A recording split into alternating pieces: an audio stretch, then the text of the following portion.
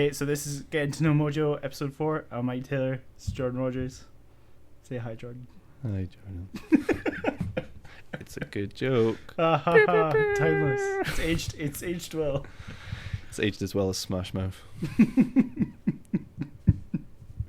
Hey, right, All Star is a good song. No, it's not. It was. No, it's not, because I came into work yesterday, right? It's my birthday. Is that why you're upset? Pretty much. Like, I had, like, this has been I'd say it was a good year. Because I'm going to actually talk about Laura, just to start. Yeah. Because I was getting tested for cancer in March. And I was totally fine. Like, that was the thing. But I felt, like, really, really bad. Because as soon as she had it, well, she's got leukemia. Yeah. And we all did that great Anthony Nolan thing. Yeah. And I had no idea about the bone marrow thing until it was actually organised. Mm-hmm. And it's all Okay, wait, explain it for anyone not listening. What, bone marrow? No, I imagine explain, it's the tastiest part of who your Laura bone. is and how... Okay. Yeah. Laura's a girl who worked with us, Mm-hmm. and she was in my English class, and pretty good friends for, I'd imagine, everybody. And she recently got diagnosed with leukemia, and they caught it within a day, which is great, because that's what they were doing with me. Yeah. As soon as I went to the hospital, they just were like, all right, you don't move. And they just started, like, zapping me with x-rays and stuff. And she's been diagnosed, and I think she's doing actually really well. But there's the really great charity, the Anthony Nolan thing. Yeah. And you can sign up online, and then I think they would give you an appointment at a hospital. Right. And then you just do a little spit test into a little, what is it, it's a beaker or something? Yeah, it was like a... Yeah, it was a little container thingy. Yeah. And they kept going dribble into it. I'm like, no. Sorry. But if you yawn, that makes it come out more. Yeah. It makes you salivate. Mm-hmm. Wow. I can't remember who told me that, but it's true. It totally works. See, I'm just trying not to yawn now. Just keep Sounds like- sitting at home yawning. That's what it is. Sorry, one listener for this episode. No, because we've got the... No, don't distract me, because I'm trying to do something nice sorry, here. yeah.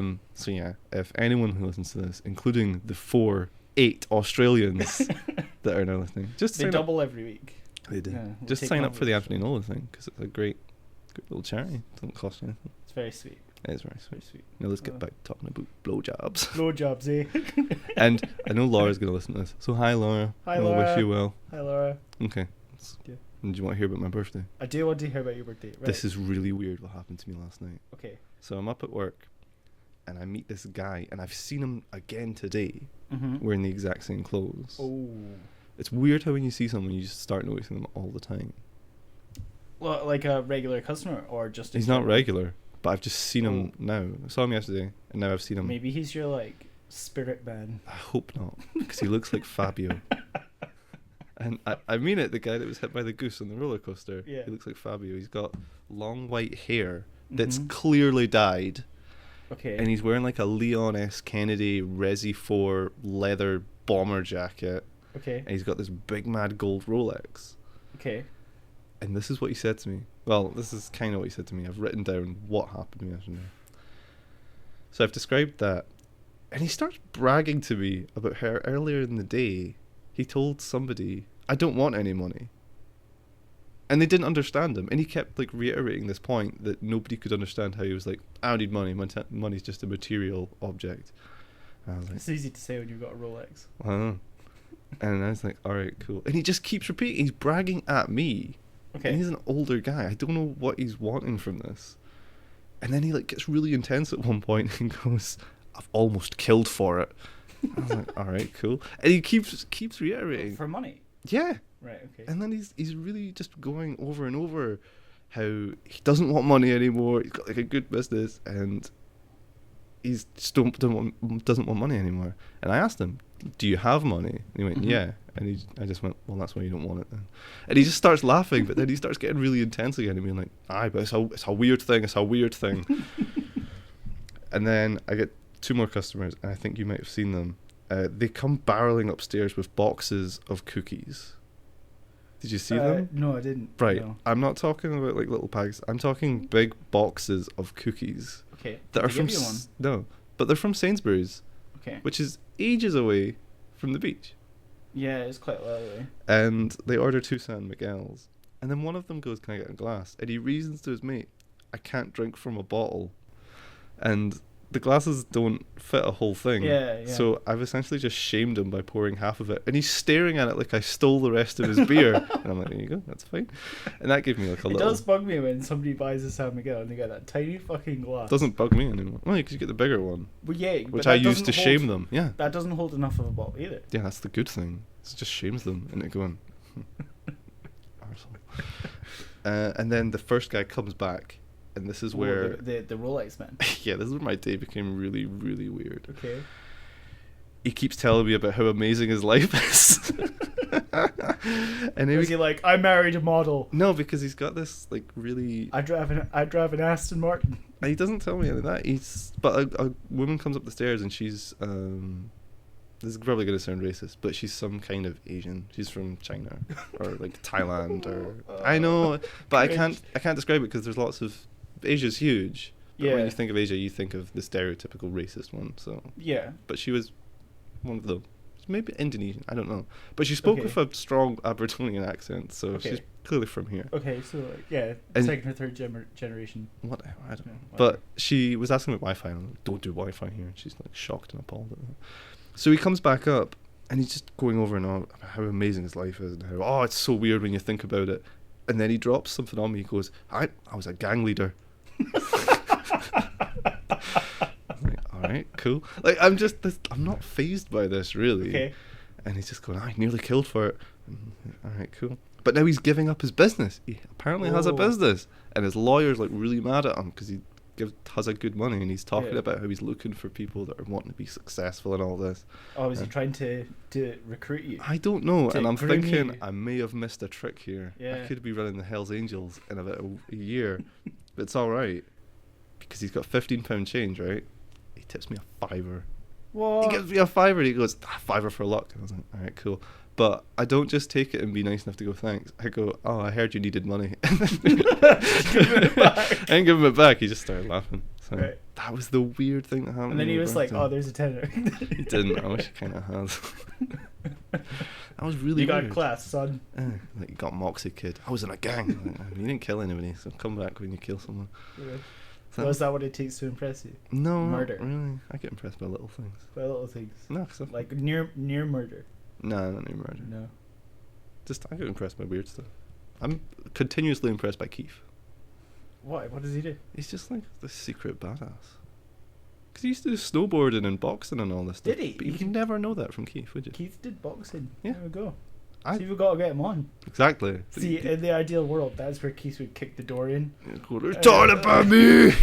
And he'd be like, I'm here. Combi Christ like kicks in, it's going. He'd come in with like the Steven Seagal ponytail. So. See, now I don't like Keith now.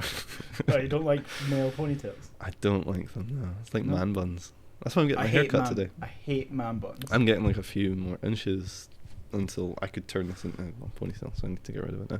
Because I wouldn't stop myself. I would feel at night. It's like, no, God, making it a man bun. Just wouldn't be able to stop myself. Yeah. So I was like, overall, an alright birthday. Yeah, I do hate man buns. Man buns, yeah, they're dumb, aren't they? They really are, yeah. They're like top. I don't like that whole like shaved sides. I like that. I'm getting head. that done. I get that done every time I get my hair cut. Get your like right to the. I don't like it. I get it done so the that top. Stupid like iced gem haircut people have got. What? You know, like iced gems. No. Right? You don't remember what the them? hell's an iced gem? They were like those little sweets. I don't know if they still make them, right? And they had like a little biscuit, like a tiny little biscuit, right? And then like a dollop. I never know what you're talking about. Of like sugar. Yeah, they suck. They're crap. Because you just ate the sugar. Yeah, and threw away the biscuit. But like that's like the way that the hair. Is that how you think of it? Gone. Yeah. So you think of people's looks in terms of biscuits. So actually, that's a good point. So do you see people who are like going bald, and you're like, that's a jammy dodger when you've eaten half of it.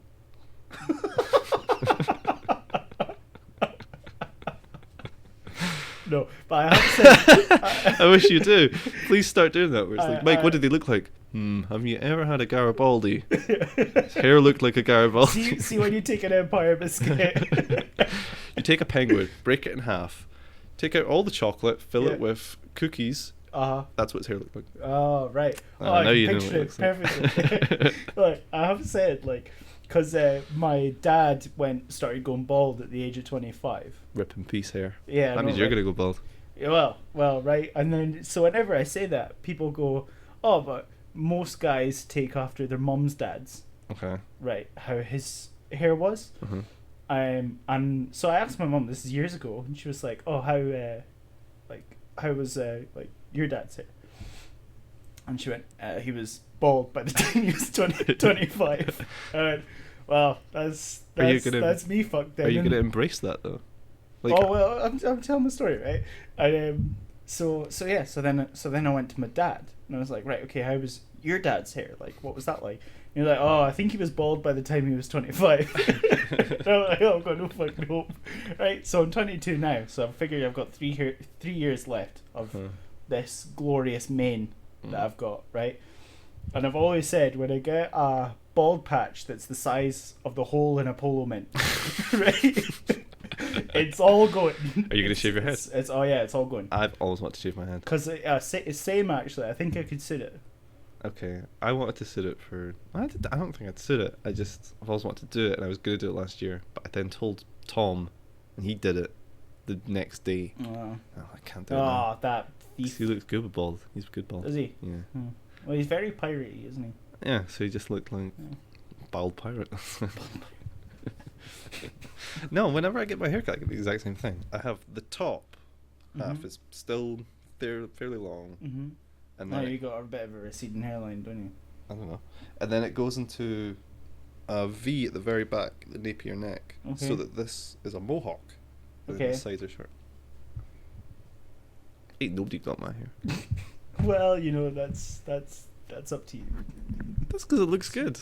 It's your style. Alex doesn't look good. She doesn't care for it. I don't blame her. Well, we Skyped yesterday. Oh, that's adorable. It kind of, but then we kind of got sick of each other. Did you sing her love songs? No. Why? Why did I do that? I don't know. That's just how I sort of picture you speaking. No.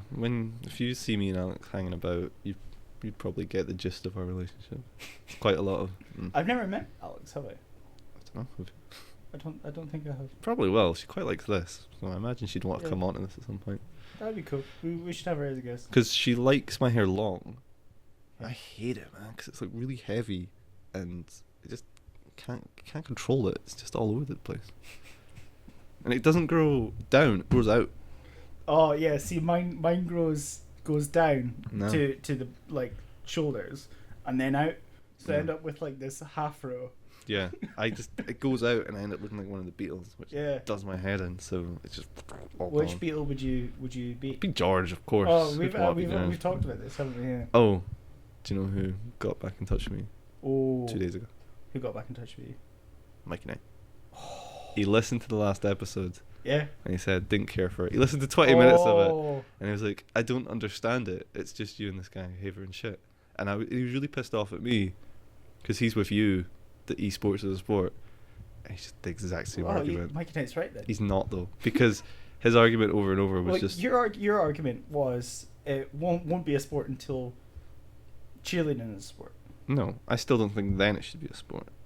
I think it's not right that esports has a more solid financial way of calling itself a sport, and companies and sponsors going on that and saying, oh, it's a sport, because it was on ESPN, and they only put it there because more advertising. Cheerleading doesn't get that, and I don't think that's right, because you can get hurt doing cheerleading, you can't get hurt. And he was giving me the exact same shit that people were going. He was giving carpal tunnel and all that shit. Yeah, there's a guy. That doesn't count, because that's like such a minor injury. You need to really fuck yourself up on a sport. You could really fuck yourself. There's a guy who had a collapsed lung.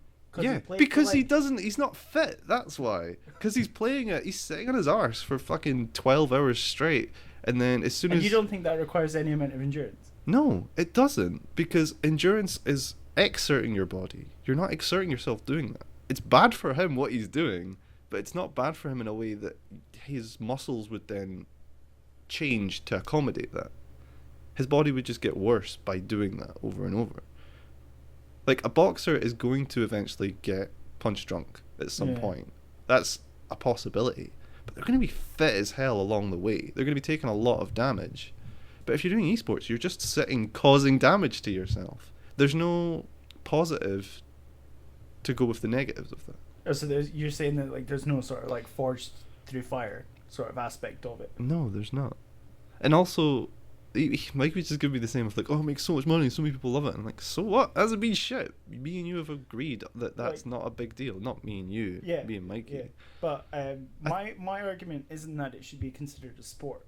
It's that it should be classed. They should be like. It's a competition. Yeah, it's right. That's like, fine, okay, but it can't call itself a sport. It's not a sport. It's an e-sport. That doesn't count. That's different. No, because the language of that is important. Because as soon as you call it an e-sport, it brings that connotation.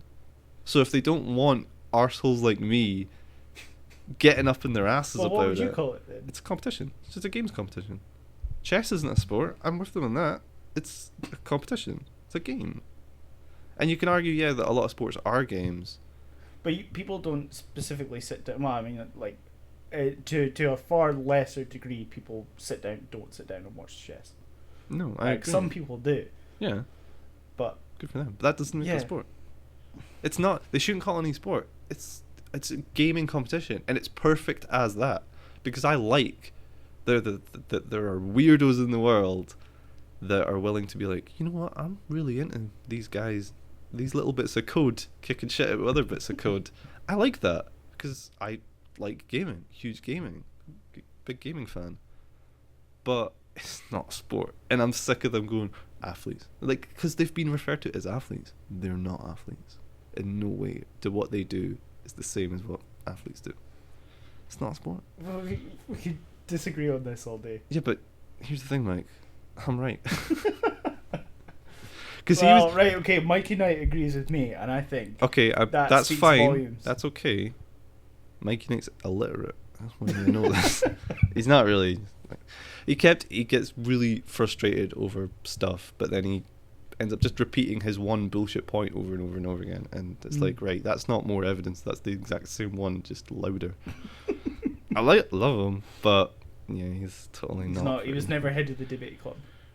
No, he fucking burned down the debate club first. That's what he did. He's a great guy.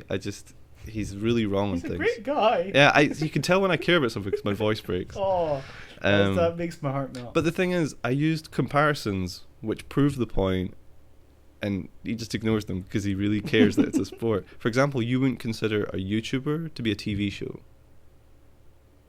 No, but I think it's shifting towards that. Not really, because if you were to make it be like that, that makes YouTube less creative. Now, I don't think it's that creative anyway, seeing as I only watch 2 channels, and one of them is Mark Kermos, which is a BBC thing. But like JonTron, JonTron's great. He does just... He's the Game Grumps guy, isn't he? He was, and then he was like, fuck you. Yeah, he there was that big drama, yeah. I don't know if there was a big drama, but JonTron's far better than that other dude anyway, because that other guy, Ego Raptor, he's got great individual stuff. Like, his seat quality stuff is brilliant. Mm-hmm. But he's in that actual big YouTube community thing, whereas I think... Ego Raptor or JonTron? Ego Raptor, because he hangs out with like Nostalgia Critic and all that, that shit. And I'm not really a big fan of that because it's people love this, so I'm gonna fucking hear about it.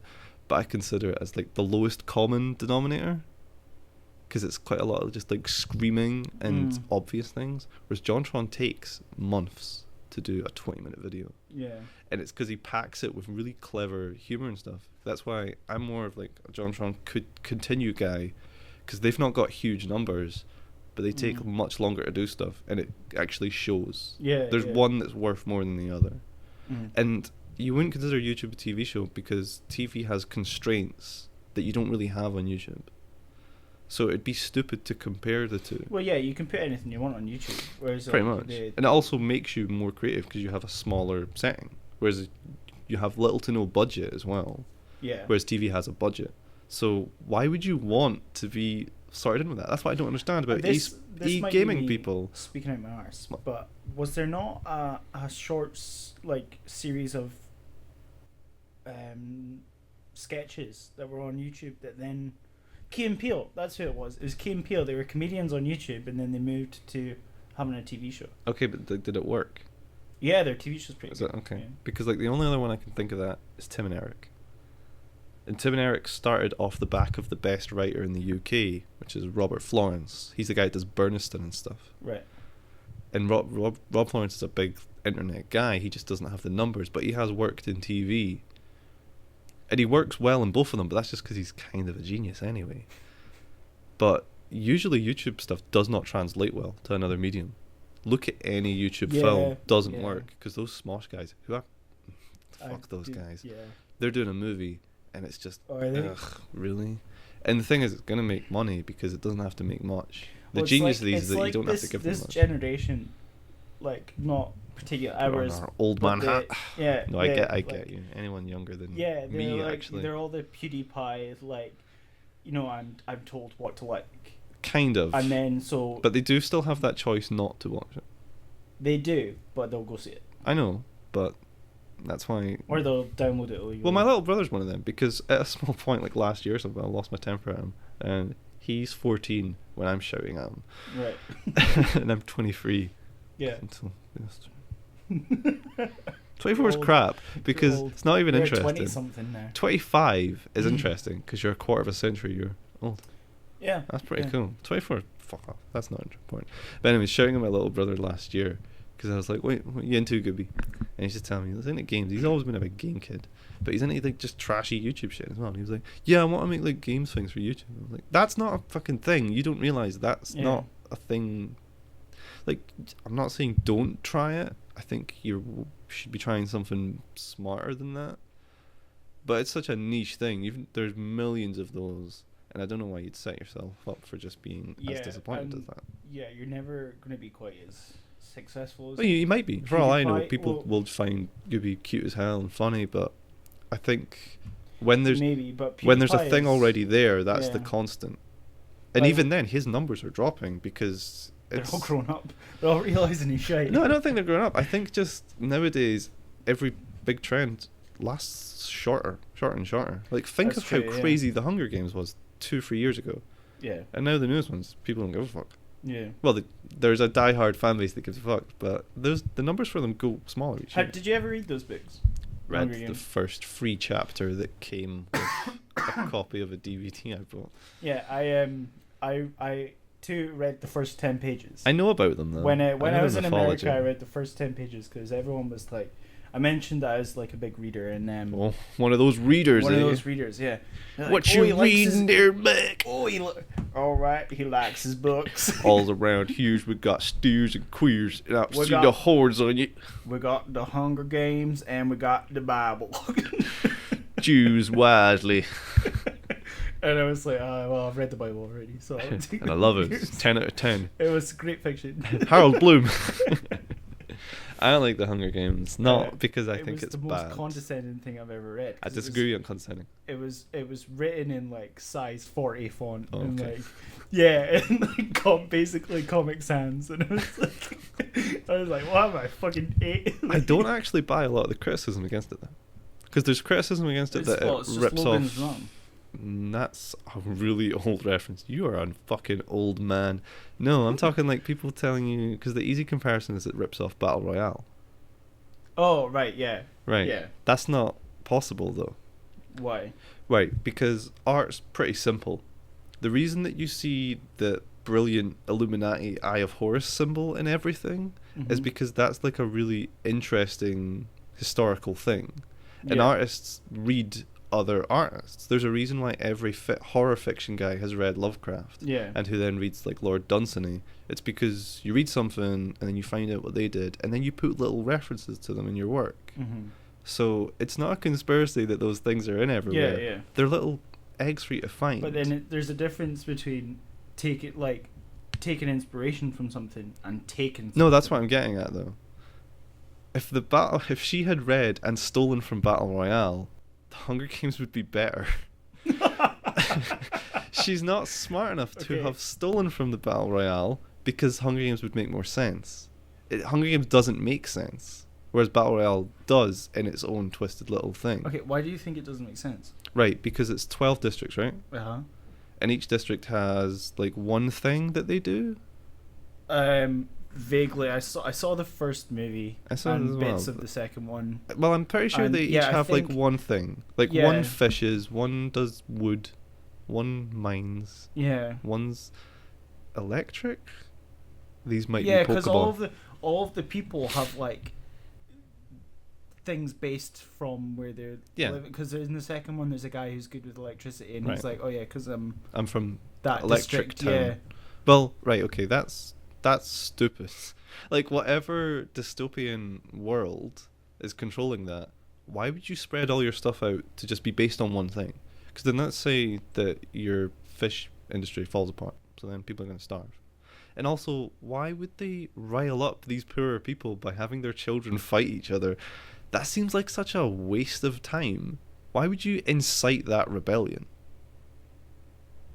And they've got like things in the games where they can like terramorph the area, like they build. Yeah. That's fucking nuts. If they've got that, why are they even bothering with the archaic technology they're using? Why did they like subdue all these districts anyway? I think there was like a rebellion, and then their way of dealing with that was to incite another rebellion. It just seems like it doesn't make sense. Yeah. All of the entire story isn't clever or smart, but it just came at that time where they needed a new teen fiction thing, and it was the first one, because a lot of the time, the one that shouted the loudest. Yeah, it's the one that just gets the most attention. Is usually the one that goes far and away. Like, I'm pretty sure, but not positive, that when like personal computers were becoming a big thing, there was more than just like Microsoft. There had to have been, but it was the one that just people went, oh, it's easy to use, it looks nice enough, and then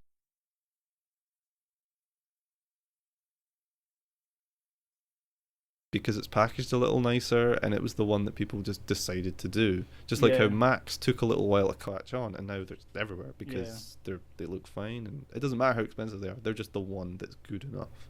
Yeah. Because there's this, I think it's called Saiga or something, but it's this Norwegian phone or some shit, so you'll hate it. But it's like this incredible new smartphone. Norway's alright. Alright, whatever. I'll allow Norway. It's this cool smartphone that's still kind of being developed, and it's like far away one of the best things ever. Yeah. But it's never going to quite reach the numbers of the big phone manufacturers because it's taken too long to actually get there. Yeah. The way I like to think of it is, this is really, really lame. The Dreamcast, the N64, and the PlayStation. Yeah. The best one of those is the Dreamcast. But the other two just had enough that it was far and away the thing, and now Sega's just dead on its arse, essentially. So it didn't matter that it was the best, it just was too long. It took too long to do stuff.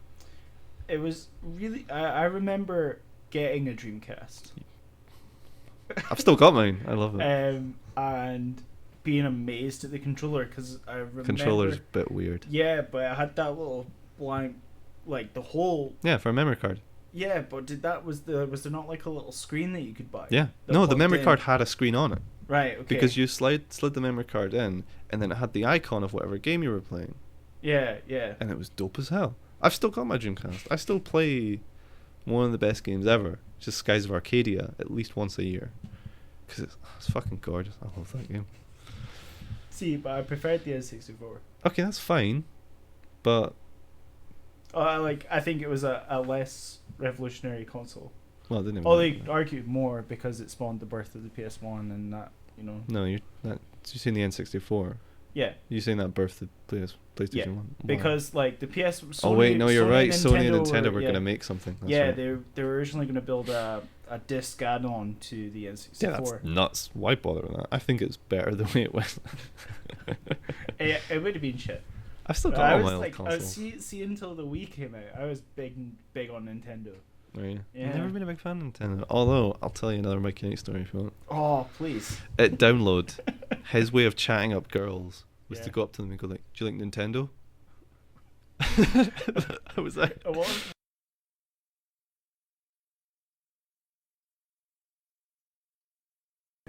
I don't know. It's just one of the weirdest jokes I've ever heard. He's great. Yeah, well, yeah. I've asked him if he wants to come on. He might be interested. Oh, because he was going to come play D&D tomorrow, amazing. and he can't. He's working. So he's like, tell me again the next time he's doing it, and I'll try and get up. I haven't met him. I don't know what he looks like. I've got this like mental image on. It will not fit what you think. I know it won't. Yeah. It's sort of like a weird mix between like David Bowie and but no, which one's the blonde one from Beavis and Butthead? Neither. I'll tell you what, he looks like David. He looks like Dave Grohl actually. Oh, okay. He looks a bit like Dave Grohl, and he's really into crappy photoshops like you. Guess how long I spent on the thumbnail for getting to know Mojo? 20 minutes. Less than that. Thought so. He puts time into them though, I think. Well, see, I spent like a good. I made. There's a guy that we used to work with called Richard, and I made a. Fuck that guy, man. I made a Spectre. A Spectre poster with his face, and that took me a while, but that shit's crisp. I heard from Keith the other day. He really wants to be in one of your photo things. Yeah, he is already. No, he's not. In one. I think he was wanting to get on the Expendables one, which is by far just superb. I saw that, and at first the entire cast. I didn't really know who you are, so I was like, what the fuck is that? And then I saw it, I was like, that's kind of clever. And the Finlay Connor one does work. Oh, he's Terry Crews. And Toby, actually. Toby, yeah. I can't remember who Toby was, but his face just fits well. Fit on the guy. And then you've got the star of it, though. You're Kieran in the corner. He's holding a pint. He's got his pint. He's so happy with his pint. Yeah, I made a Straight Outta Compton one. Did you? Yeah. Who's your Straight Outta Compton? It was you were in it. I don't want to be in it. Shannon. Like this already. Finlay Davison. Yeah. Nathan and Josh.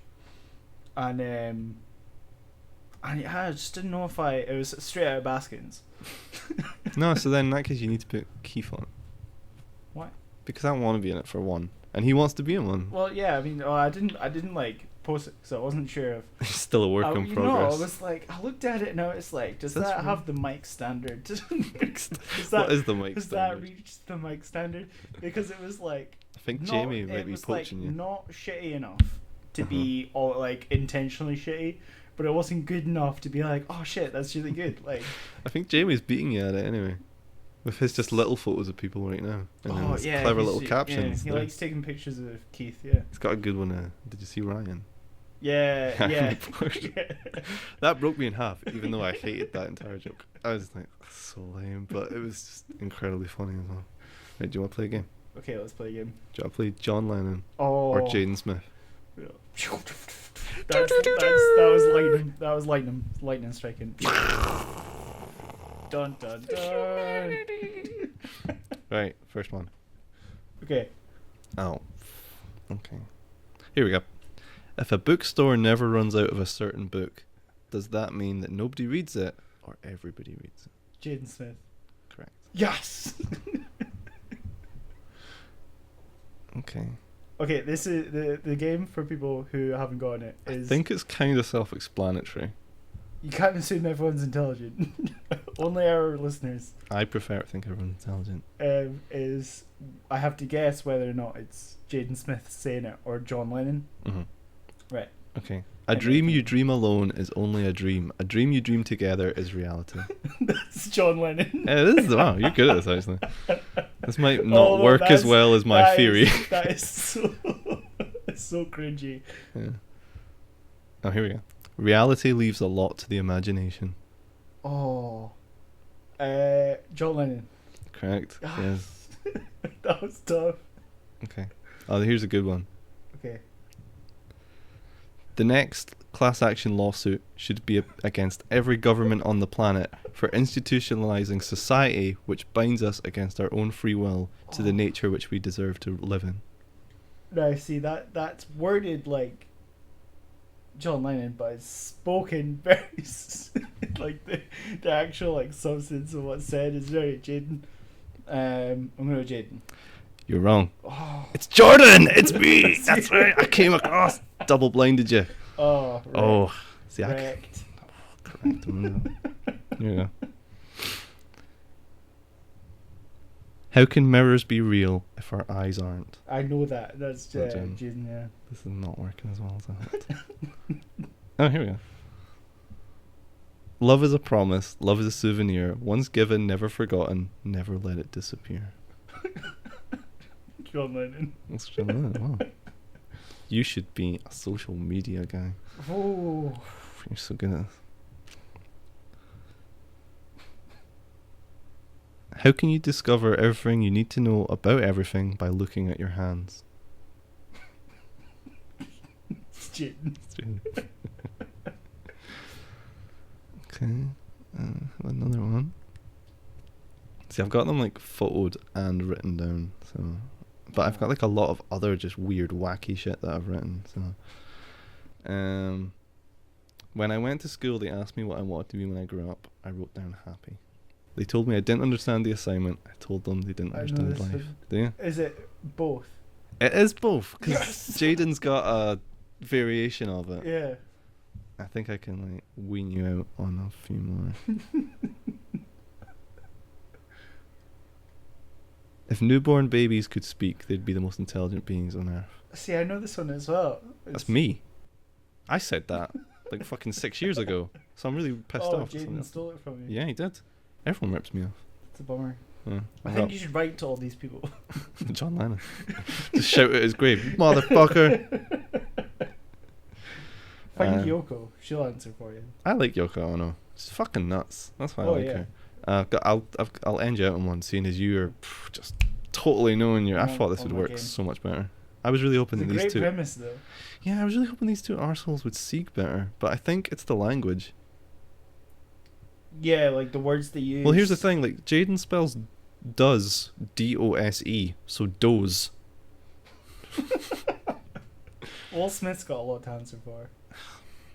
Me and Will Smith are gonna have Although words. I think Will Smith is the best rapper of our time. You're wrong though, because it's Aesop Rock. But okay, I've got one last for you though. Jar Jar is the key to all this. Jar Jar. Yeah. Okay. Is that the quote? Yeah. Jaden. George Lucas, man. Why would Jaden Smith be talking about Jar Jar Binks? I'm still like, Have you seen the? I might have sent it to you actually. The Force Awakens trailer, but the George Lucas edit. No. It's You sent me something the other day, but I didn't look at it. I can't. It might have been that. I can't really remember. It was a YouTube thing, but I don't remember what it was. You know, it's the bit at the end with the Millennium Falcon like flies in Tatooine and it like flies down. Mm-hmm. You know, and does that weird spin, and everyone's like, "Oh fucking, oh my god, like Millennium Falcon, right?" And there's a TIE fighter that flies over it. But there's like a million TIE fighters, like, and they're in the desert, and there's like all these like CGI creatures. You looking forward to the Star Wars? I'm looking forward to it, but I don't expect it to be good. Yeah, but it doesn't need to be that good. It needs to, it needs to be okay. And now here's the thing: I think the last 20 minutes of Revenge of the Sith are actually quite good. Controversial, I know, but okay. So what's that? That's the fight between. It's the fight, and that's kind of it. It's the fight between Obi-Wan and Anakin, and then him in the suit being right. like, I don't like the bit in the suit. No. Actually, no. Like him going no isn't. It's like it's cringy. Yeah. But at the same time, gotta contextualize it. He's not badass Darth Vader at this point. He's still Anakin. That kid.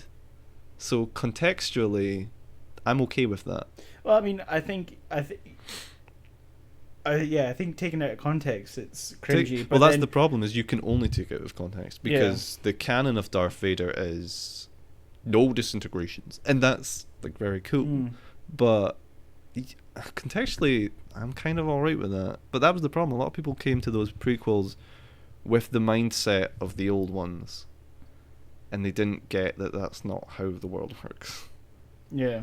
And I'd argue they're fairly right to be pissed off that the tone wasn't as good. They could have been a lot better. Well, no, absolutely, but it's kind of the fans' fault that they were as bad as they were. Because I mean, everyone expected them to be amazing. No. Just by supporting George Lucas that much, like just giving him that much money, kind of meant they could do what you want. Now, admittedly, there wasn't a precedent to figure that out. Yeah. But shouldn't have been surprised that somebody who had no filter was just going to do whatever, because you had the evidence of that from the first movie. New Hope's not that great. I'm fucking sick of people loving New Hope. I don't know. Oh. It's Jaden Smith who's going to sue me. Oh. He's pissed off. Right. He's pissed off that I said that thing about babies before him. Babies? Yeah.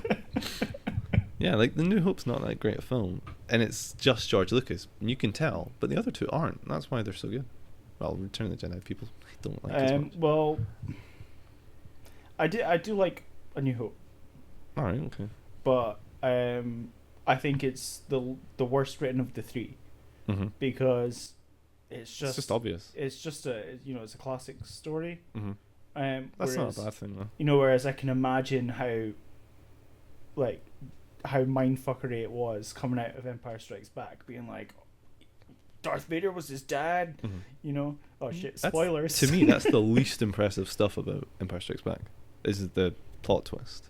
The most impressive stuff about Empire Strikes Back to me is that your three main characters are all separated. They're only hanging out in the first 10 minutes, and then they all go do their own little thing. That film's a film made up of subplots, and then only at the end do they kind of converge. That's the impressive thing about that. It's not the brilliant Hoff stuff or Dagobah and all that nonsense. It's that you could separate your main characters, and it worked. Well, yeah, but I mean, you sort of got Han and Leia. Han and Leia, but they're still your secondary characters. Yeah, yeah. And Han Solo works better as a cool second character, because there's a thing in like stories of your main hero can't be the coolest human in the world, but their mate can. Yeah, yeah. Because if you follow a plot of just the coolest person who's got like the best lines and just the coolest one, that falls apart because there's nobody for them to bounce off against. Like, I don't like Pirates of the Caribbean, but nobody should be shocked that that fourth one, which is just Johnny Depp, is awful because he's nothing to bounce against. There's nothing to ground that guy. Yeah. That's why Han and Leia works, because she can ground him with plot, and he can just be fucking Han Solo and just every girl's dream and boy's dream and robot's dream. Have you seen my sick Chewbacca dressing gown? I don't like dressing gowns. Oh, I love them. Why? Oh, they're so comfy. I had like 6 in my entire life, and each of them just became blankets. No, Chewbacca. Why? It's like the softest shit, man. It's made it a real Wookiee. We used to have Wookiees. Mike killed them all. So you know what? Yeah. What do you have slippers? I don't like that, man. Oh, what are they? Slippers. What do you mean? Like what? Mikey Knight's got like bear ones that look like they're bear old, paws. Old man. Well, they're not old man slippers because they're varying opinions. Old man slippers to me have like a heel. Okay. You know that. Yeah, I hate that. Like it's like a shoe basically. Okay. Whereas mine just is like a cover for your toes and then a sandal. Yeah. This is a sandal with. It's a warm sandal. With A levels. That's all. Sandal with A levels. That's all. Just get what Mikey's got. Bear slippers. They're really cool. Slippers. Yeah. I would have. Then you've got slippers. a boom. You've got it could be a Halloween costume overnight. Yeah. You don't have to go as Jesus again. I would quite happily go as Jesus again. Really? Yeah. Who was the best? What was the best costume last year? Best costume I think was it was probably Erica. Keith, and he was the Joker. Really? Yeah, I think so. It I was thought either Erica that looked or pretty good. Lauren. Lauren was a Barbie doll in the box. So dumb. Yeah, it's not. I was heartbroken I didn't get my Jesus win. That's because people didn't know you dressed up. You just like might put on a dress. Yeah, and you're a wig. outlandish enough that you could come to work like that and be like, "Hey, Mike." Yeah, it's not far from Hawaiian Shirts to. Still not a Hawaiian shirt, man. It is a Hawaiian shirt. That's not It's got Mike. peach color, like. Yeah, but it's got pine Flowers. leaves on it. That's Yeah. ferns. So still. That's not still Hawaii. Summer. It's still like Hawaiian-ish. No, it's not Hawaiian. It is a Hawaiian shirt. It's not. Just because it doesn't have fucking pineapples on it. That's a right? Hawaiian shirt. You need parrots, pineapples, hula girls, ukuleles. See, the other day, right, I was sitting in my flat is right on one of the main roads in Aberdeen, and I had my window open, getting some sweet fresh air. Some of that sweet fresh air. Fresh air, some awesome bus fumes. Try it. And right, so I was just like, I was playing my game, and then sat back and looked out the window, and there was a group of about 8 guys, and they all had on Hawaiian shirts. And what? Did you Right. put yours on? And went, And I was yes, like- brothers. And I was like, I brought it, lads. I brought it back. What did they look like? So they were quite old. They're obviously out for a party. Like what? At what time? This is about 3 in the afternoon. Yeah. So this is definitely old man party. Old man party. Like, oh man, my niece has turned 18. She's having a, you know, I don't know. What? Like what she's having weird like a Hawaiian incestuous party. party. That's not what I meant. My niece turned 18. See, I'm going to try my luck. Oh, that's cringy. That's cringy. You said it, not me. Yo, you're the one who took it out of context. No, because I was like reading a good philosophical argument about incest the other day. Oh God, do I want to know? It's up to you. I'm just telling you what. Go for it. Okay. Tamler Summers, who's on a really good podcast called Very Bad Wizards. Okay. With a guy called Dave Pizarro, and they just discuss philosophy, psychology, and ethics and stuff like that. Mm-hmm. And they weren't saying to do this, but they were breaking down how if a brother and a sister decided to have sex and they both use birth control, there's no way they're going to catch STDs, they're not going to get pregnant, and then after that, nothing happens. They're not in love, they're not in a relationship, they're just going to have sex once, and that's it. What's the problem with that? And then the argument is always, well, it's weird. Hold on, is, well, what if they could get pregnant? What if birth control is not 100% effective? Yeah. What if they could get pregnant? And she's like, okay. What if it's two brothers? Because then there's no way they can get pregnant. So what's the negative of that? And it was the idea of how just deep down a lot of people have real, like, institutionalized homophobia and stuff like that. Because without the fear of, like, children being born that are genetically messed up, I'd argue philosophically there's no problem with it. I'm not advocating it because it's just weird because we've been told it's weird. And I agree, but that doesn't change that it's an interesting thought experiment anyway. Would you have sex with one of your siblings? No. Too young. If they were of age? I'd be too old. So you're saying I'm serious. Like, I'm 20... How old am I? Yeah. I'm 21 years older than my youngest sister. Right. And I'm 13 years older than my other one. So no, I'd be too old. It's just not.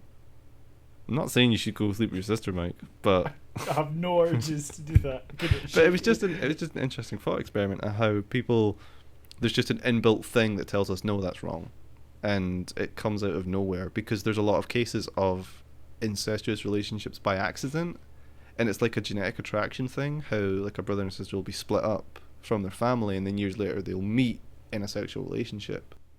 And that's technically against. So like when they notice that they've got the same birthmark or something like that. Like that stuff happens, and like biologists are going, it's a genetic attraction that you just don't pick up on, and we just think of it bad. But if you didn't know it was bad, then you would have to look at your perception of it.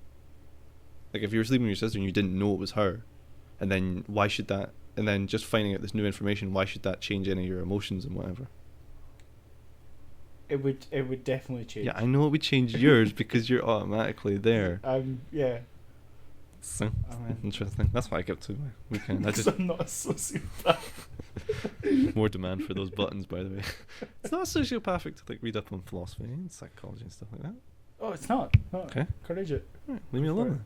I'm not attacking you. I'll cut you, Mike. I'll fuck you up. Okay, right. So I wrote down a question for you that I thought of, right? So, what superpower would you have?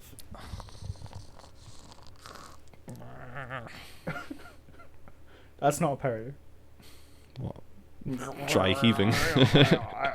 What can you do? I'm too drunk. I'm just right. I'm sober again. I can get drunk again. Right. Okay. Back when I was a teenager, thought of this. And the cheating answer is like reality warping. Okay. That is a cheating answer. But it's a power. That is a It's a power. Yeah.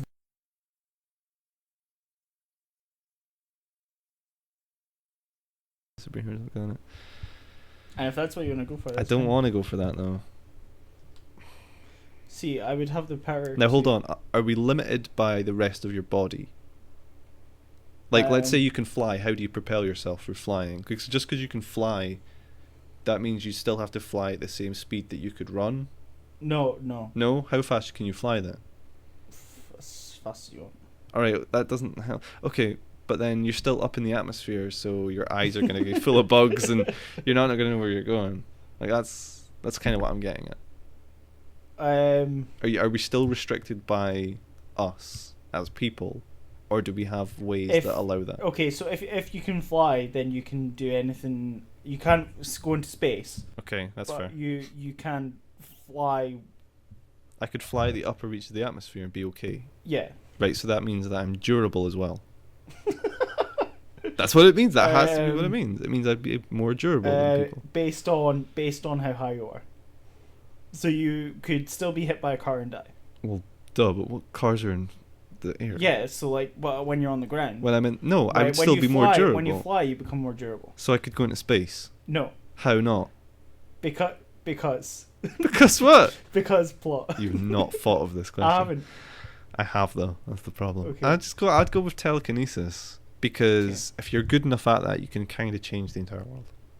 Because you'd be able to like reshuffle your own atoms so you could pass through walls. Right. Yeah, I'd just teleport. Teleport's... You're so lazy. Yeah, I could do that with telekinesis, though. If I get good enough at telekinesis, I can just rearrange the world to be where I want. That means you have to put effort into it. I'd like to put effort. If I had a superpower, it would be irresponsible to not put effort into it. It'd just be like, oh, teleport. You'd be good for my Batman movie, actually. Oh, really? I was going to shoot a Batman movie a couple of years ago, and I was going to cast... I wasn't like where I am now. I'm getting quite lean right now, so I could be Batman now. Oh. But at the time, I wasn't going to be Batman. My friend Stuart was going to be Batman. Okay. But he's not that tall, but he's got a car. And we were going to just dick that up as the Batmobile. And I would like to see Stuart as Batman, because he's got this really bomb-ass eagle full chest tattoo. And I would just have that as the Batman logo. But the real star of it was going to be Mikey. Because he was going to borrow somebody who I don't speak to anymore, and I'm not going to be mean enough to tell you who they are. It's not that big a deal. I just don't talk to them anymore. He was going to borrow her penguin onesie, and he was going to wear it and just get like high as fucking shite and just be the penguin, and then be like, "Penguin, stop!" And he's like, "You caught me." Just like a really casual. Yeah, whatever. It's just like, "We caught you, penguin." Guess you did.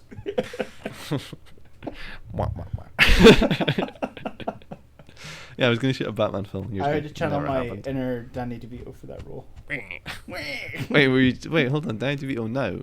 So he would just be Frank from It's Always Sunny in Philadelphia. Do you dirty whore? Yeah, whatever. Or him as the worst Disney film, Hercules. Get your sword! Yeah, Hercules is good. Hercules shit. I like Hercules is a terrible film. Hercules has got like a really weird tone. It doesn't know what the hell it's doing. It's got the muses, which are gospel singers / Vegas showgirls.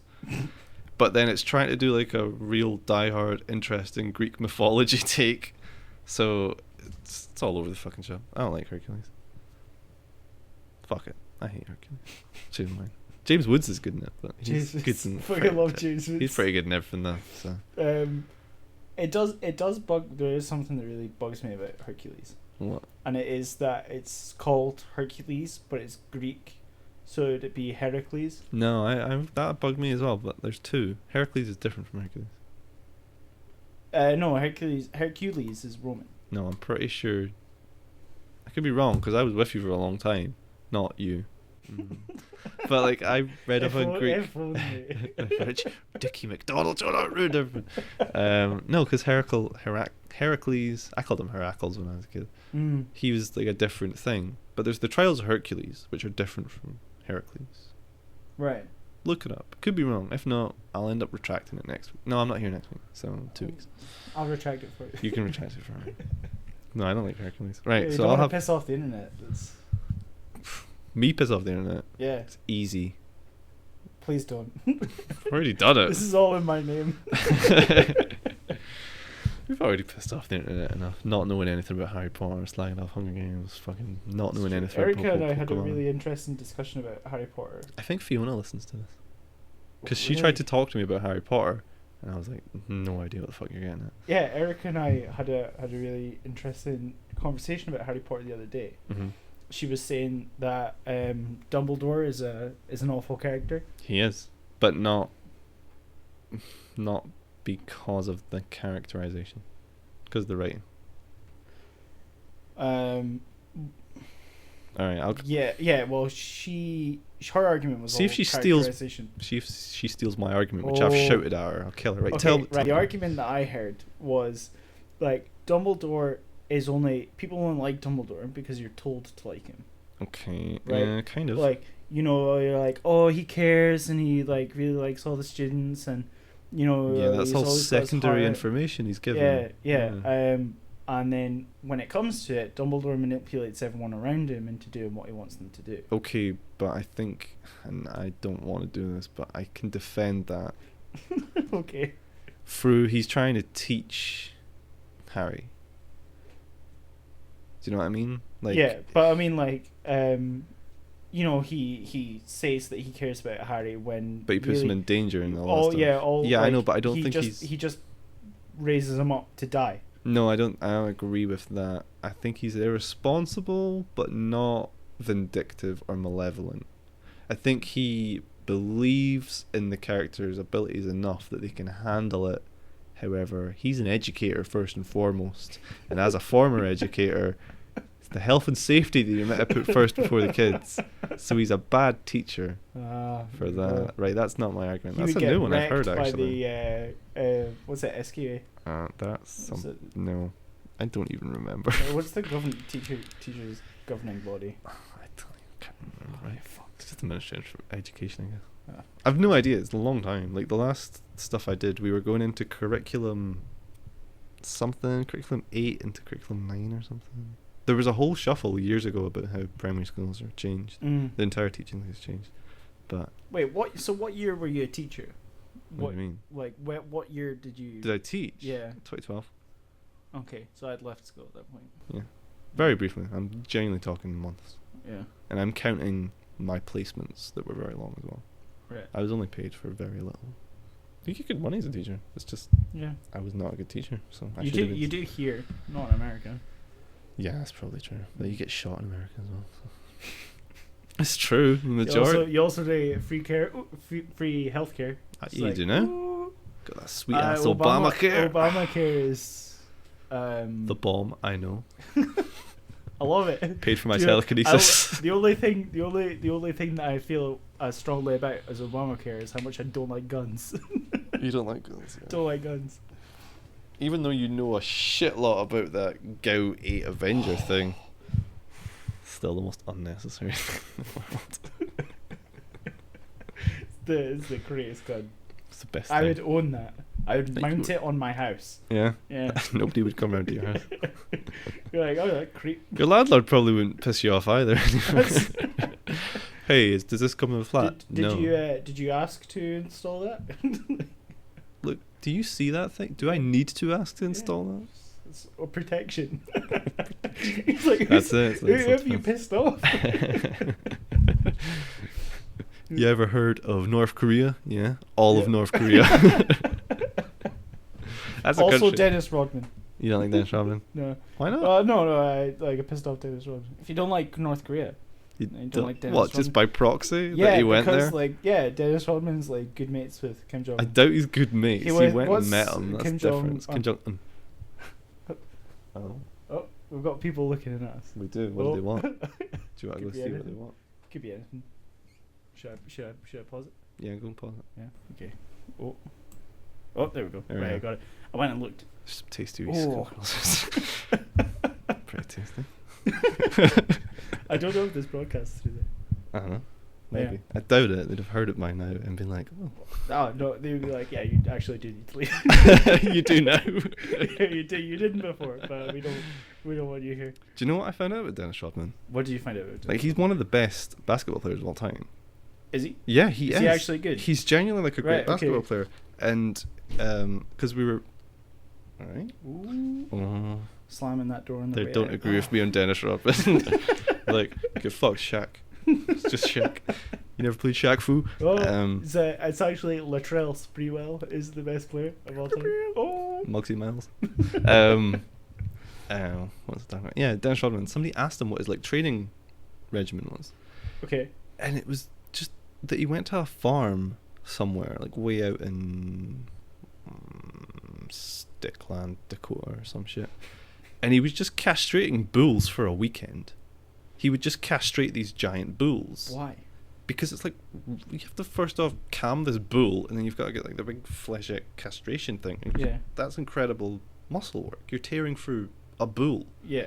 And that was his like training thing.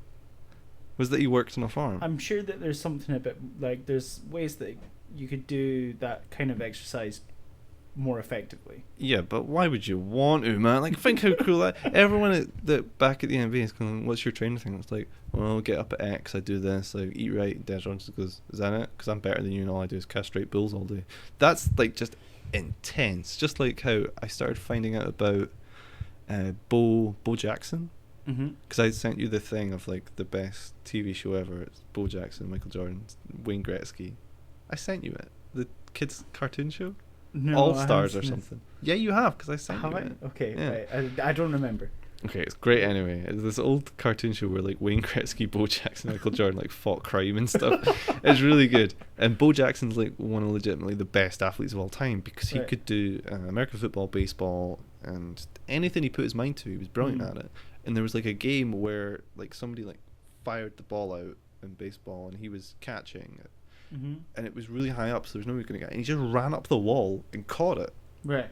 And then they got him out. And after the game, they were like, "How did you do that?" And he went, "Well, the wall was in my way, so I just ran up it."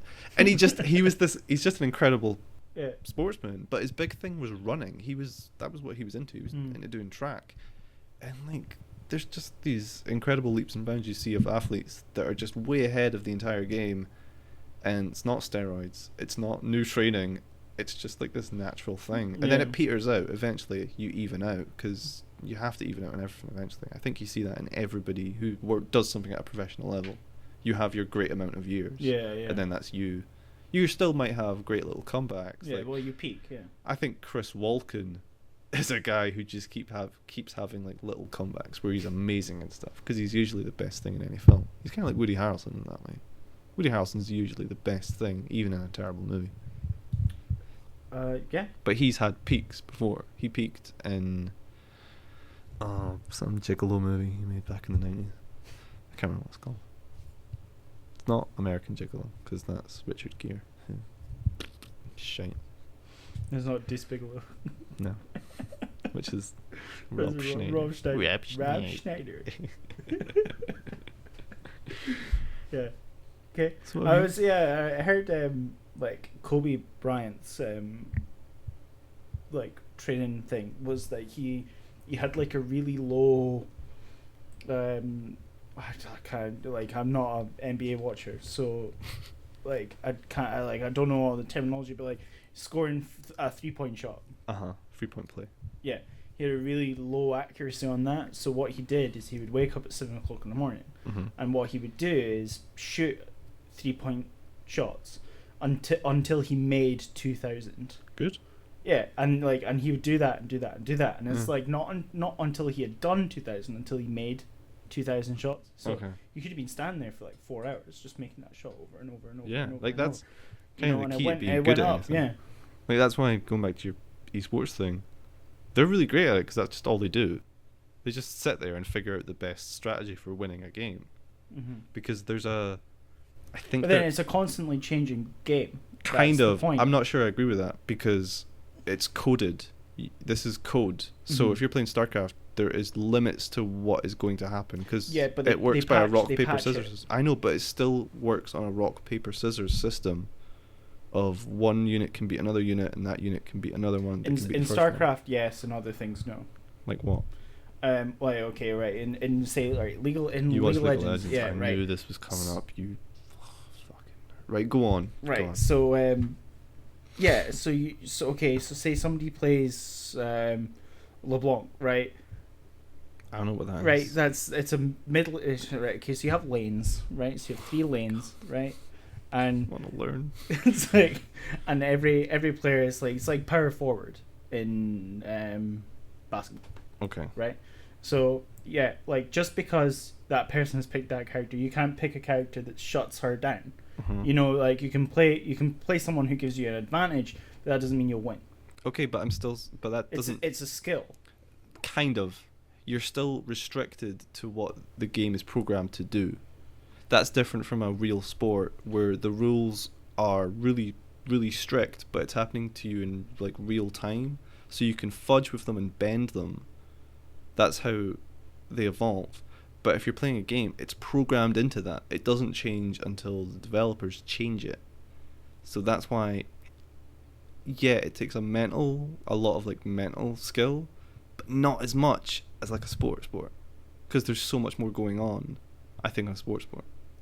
I disagree. You're not doing, like, is. I know it sounds like I am slagging these people off. Professional StarCraft players do like upwards of 300 things a minute. Okay, that's fine, right? But it's still restricted that's to what the game. Amount of stuff to do. Yeah, but that still restricts them to what the game allows them to do, and also there's not a risk. I don't think that risk pays off, because even though you're mentally doing that, what's the worst thing that can happen to you is you lose.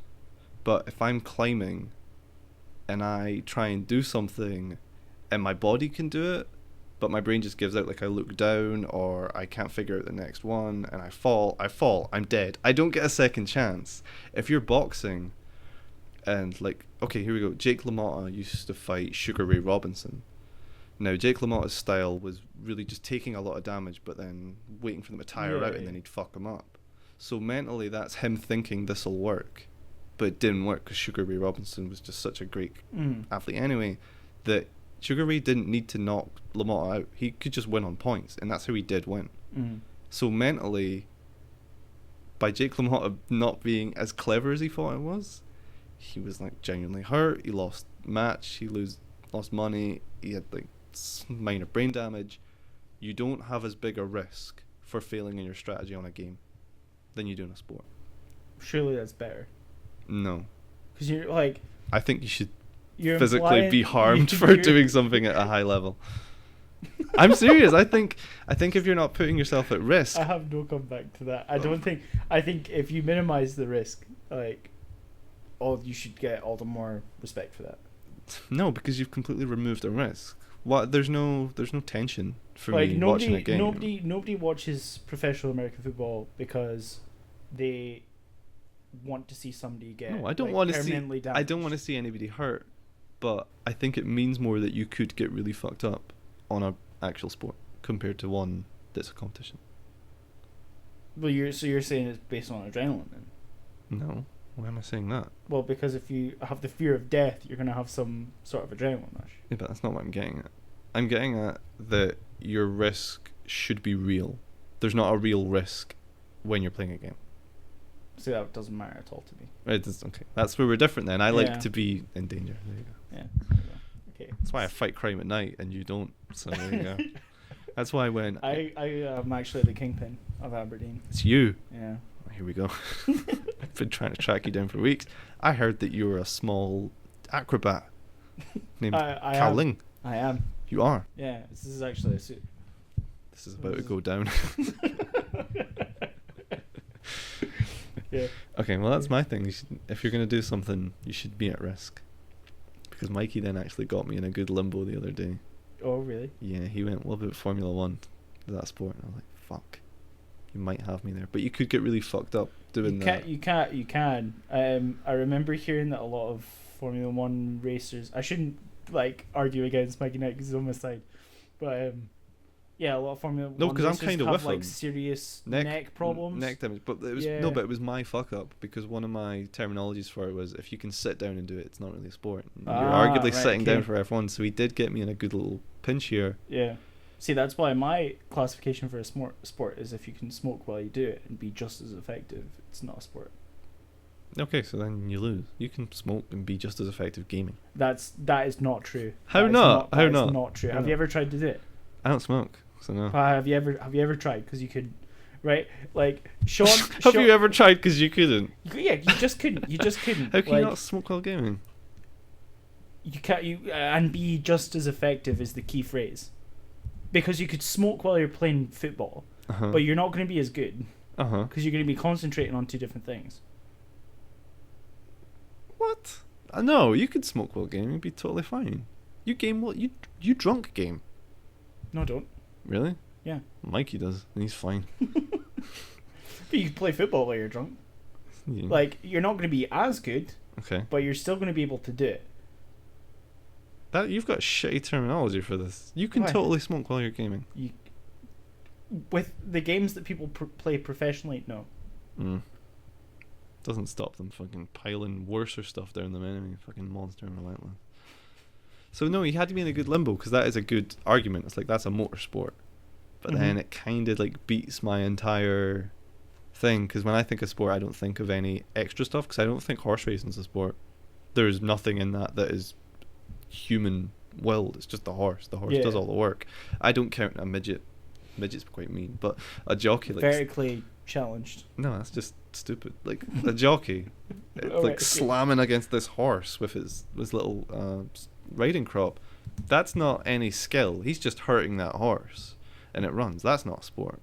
That doesn't count. Same as polo. Polo is, again, all of it the horse. Like, yeah, you can hit the thing, but fuck that. If the horse like just goes too far, what are you gonna do? You can like slam it with your polo mitt. There's none of your effort in that other than hitting it, and even then, polo matches are boring as hell. So I'm not quite sure on motorsports. Motorsports, again, might actually fit into my criteria of not being a sport. It's a difficult thing. I am aware that I've opened a giant fucking can of worms. Would you describe NASCAR as a sport? Yeah, because it's awesome. No, I don't know. That's what I was saying. Mikey put me in a really interesting position where I don't know where I am on motorized sports. Yeah, because it is the most watched sport ever. Yeah. It is. It's fucking huge. Yeah. It's fun. That's the best part. I've never watched NASCAR all the way. I've watched like 10-20 minutes of it. Oh, it goes on for hours. I like cars, but not that much. Yeah, I'm not a fan. I'm not interested. You don't like? Yeah, it's like they're all just. Yeah, just go around the circuit. Yeah, you add machine guns or You'd make this death race. Now we're talking. Rocket launchers or. Like, you make this wacky races. You know what? See if wacky races was like a professional thing, I would watch the show. Would you take part in it? Oh yeah. What would you be? It's your wacky races. Would say? No. You have to invent one right now. Okay, mine would be, it would be based on a bottle of Iron Brew. What would you be called? I would be called Brews Company. It's you and Ricky, you and Richard. Yeah. Okay. Brews Company. I'd be called the Black Hornet, and I would have a 1973 Plymouth Duster. And I'd have a big hornet's head in the front. And then I'd have a little... Would you shoot, like, wasps at people? Yeah. And that's fucking sick. It would be my co-pilot. The co-driver. Can't be Alex, because she's scared of wasps. And stuff. The most evil person I know.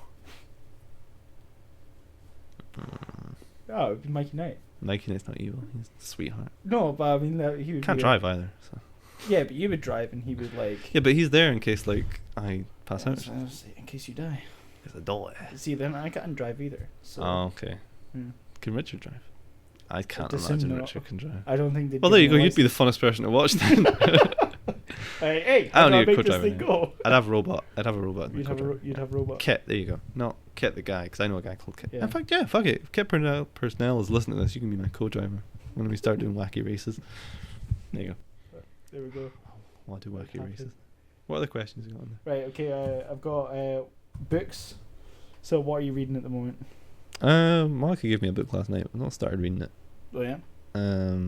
What I am reading... You're big on reading, aren't you?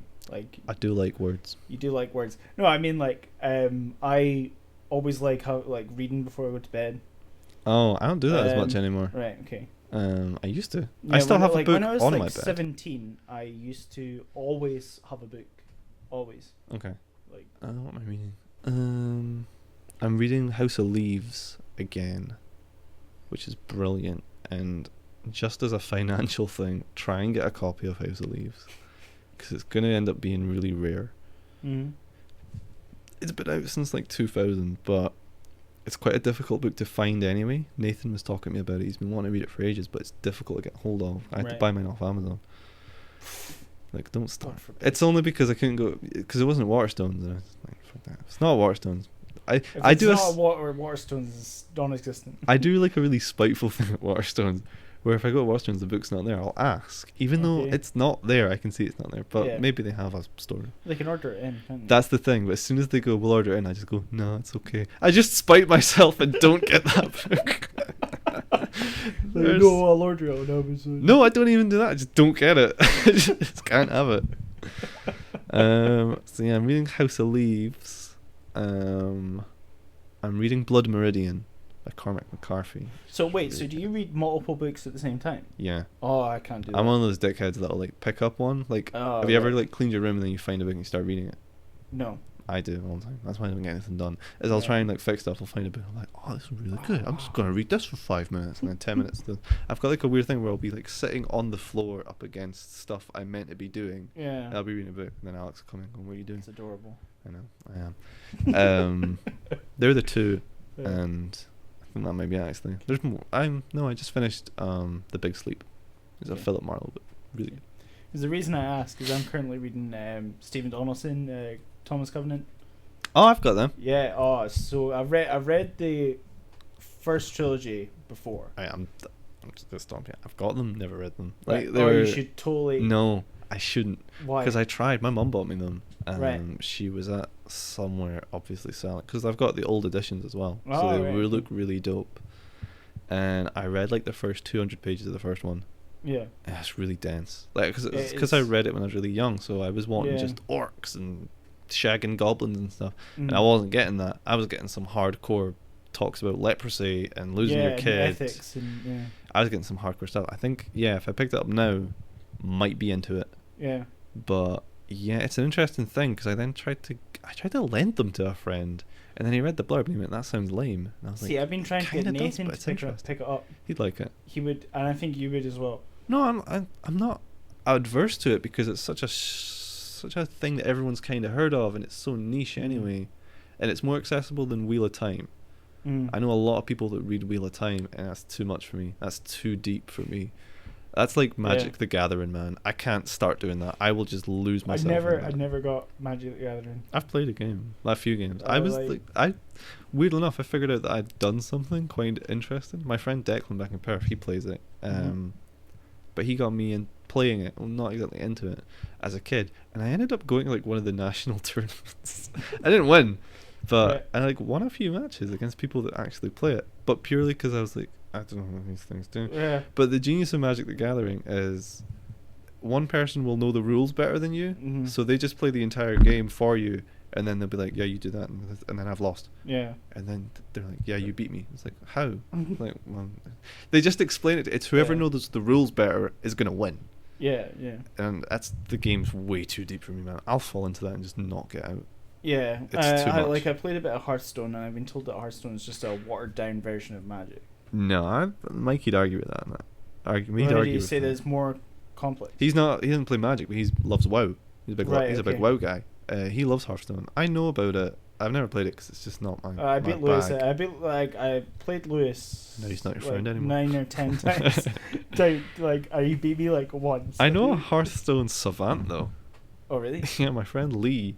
She doesn't play any games at all, but she just is good at Hearthstone. She's got like a kid, and then a year or so ago, Mikey went, "Do you know what Hearthstone is?" I was like, "Yeah, but it's not really my thing." And he went, "Good, because if you play Lee, she'll fucking murder you." And Mikey proper does it. He proper does decks and stuff, and Lee's just knows it. She's one of those weird people that just can pick up something. Yeah. One of the niche things that's not important, but no, those things too much for me. I can't go into them. I would never I wouldn't come out of them. I'd be that guy that is always talking.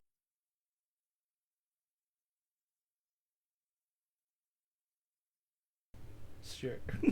No, because I don't know, maybe. No. Always talking about it. Always talking about it. Is he? Yeah. What, Magic? D&D. Oh, right, okay. Yeah, but maybe it's because he really liked it.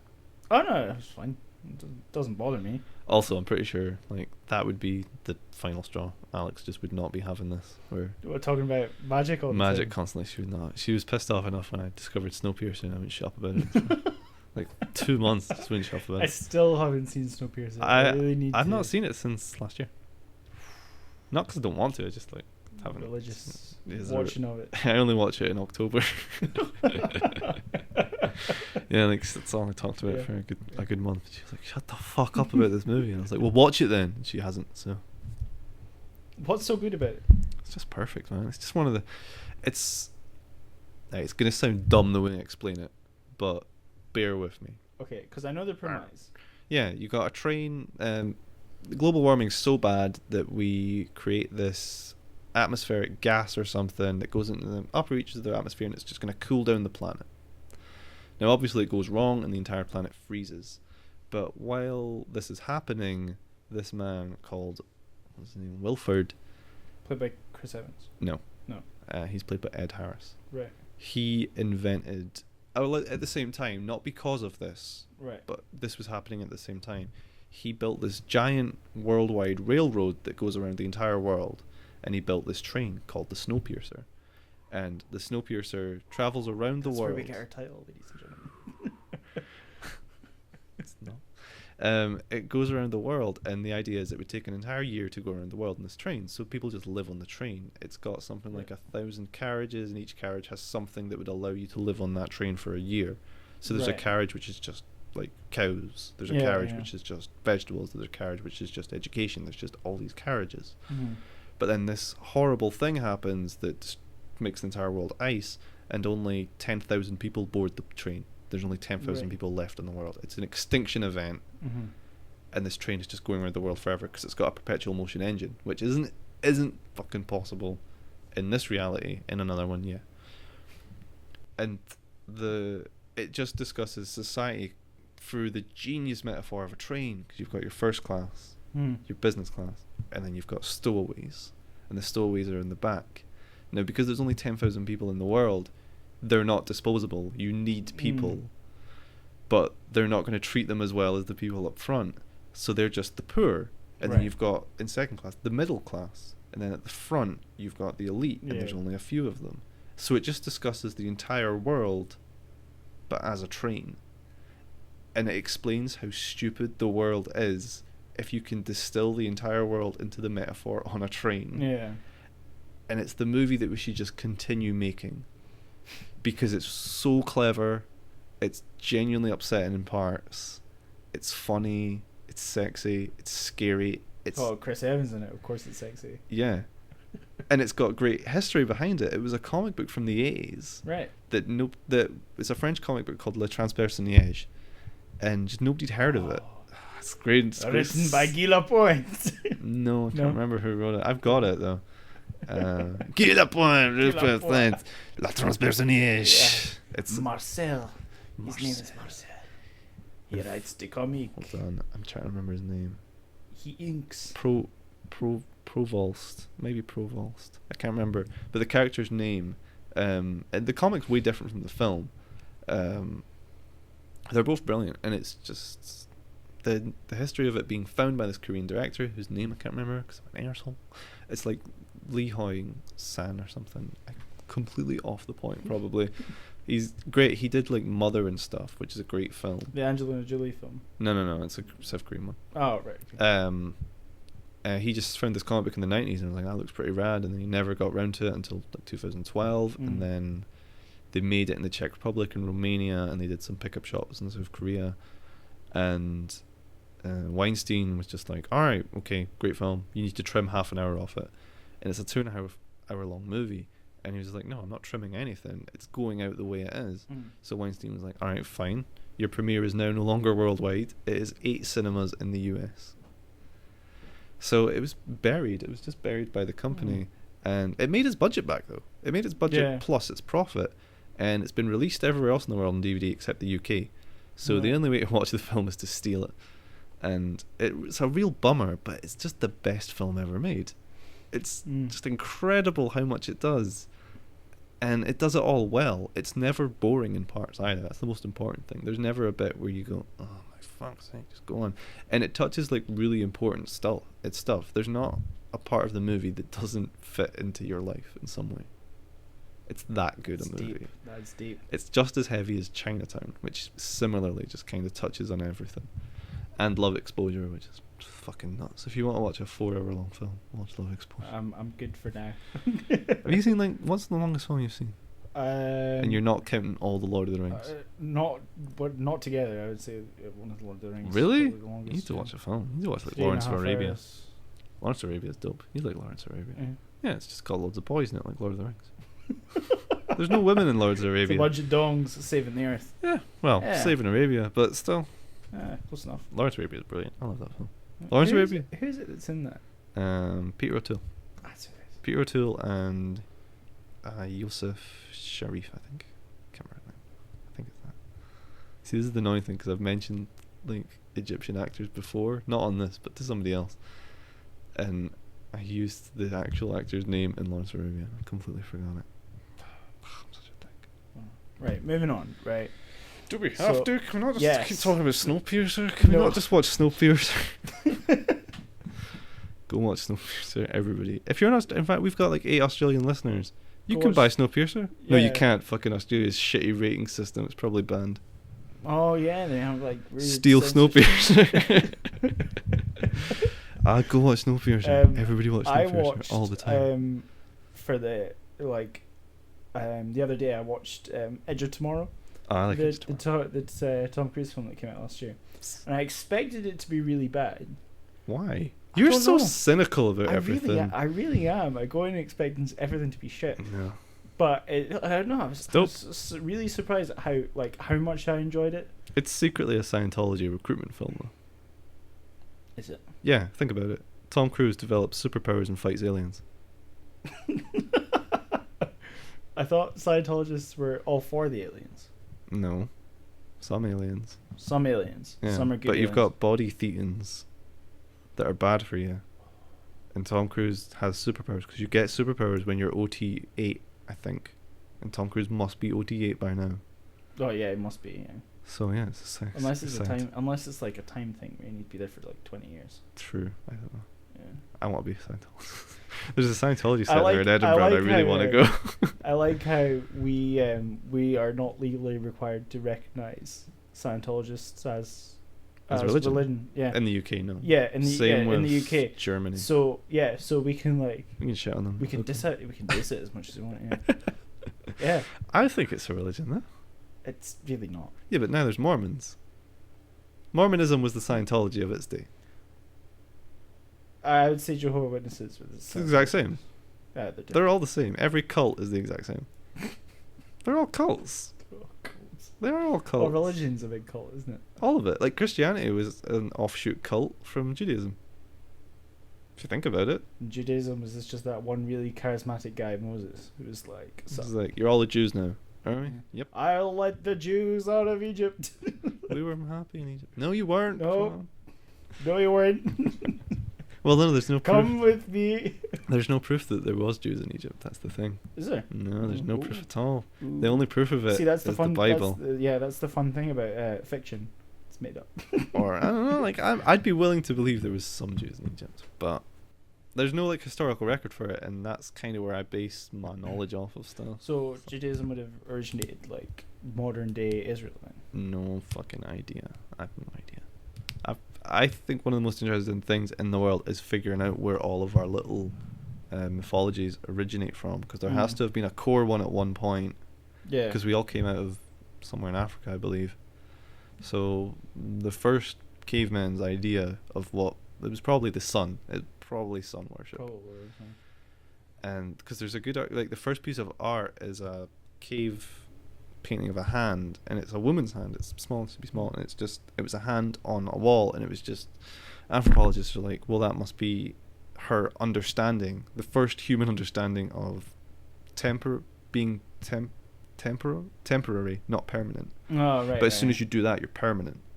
Right. So it was her way of being like, well, I'm going to die, but that's going to remain. Because up till then, all cave paintings had been magical, which is in a sense of what I was trying to talk to you about your D&D was, right, let's say you're a caveman and you see a mammoth or something and you want to eat it. So, but you understand you can't eat it while it's alive. Okay, I'm in character. Right. Ugh. So what do you... Name Thrall. That's far too cultured. Oh, all right. Right. Okay. You have a name, you're a caveman. Oh, Fred. You're Fred okay. Flintstone. Okay, I'm Yeah. Fred. Right. You're Fred, my reboot Fred of Hungry. you're my reboot of the Flintstones, which is Hungry. really deep. So, you're Fred Flintstone. You see a mammoth. You want to eat a mammoth. Yeah. But you know that the mammoth can kill you. Yeah. So you gather around other you men pack. that you're not trying to kill at the time, and you draw a mammoth. You make a representation of it on your wall, and then you draw spears in the mammoth. Is That's picture communication older than verbal? Verbal communication has no innateness in our brain. Right. So you draw a mammoth on the wall, you put spears in it, and now you just kind of like go moo, moo, moo. Although it's Barney and Fred, so they'd be like, "Hey, Fred, old buddy," and Fred's like, "Hey, Barney, we're gonna kill these mammoths." Fred didn't have a Boston accent, but he does now. But, yeah. It's, okay. It's my reboot. Do what I want. Yeah. So that's magical thinking. It is you draw something and then you do it. Mm-hmm. So from a point of view, it is that because you visualized it happening, it happens. Right. Okay. That's magical thinking, and that's what I was trying to explain that you did. If we were to read into you as a magical being, you did that in D&D with the first sentence of the game, where right, Lewis gives us this blank slate essentially, and he then goes, just through pure chance, you were the first one to his left. His left. He goes, "Mike, how did you meet him?" And you went, "I ass blasted him." It instantly becomes comedy because it was the first thing you said. Right. And if I'm magically thinking, you set the tone for the way we play that game. Okay. If you had been serious about it and were like, "I was brewing him some potions," I'm not saying this would have happened, but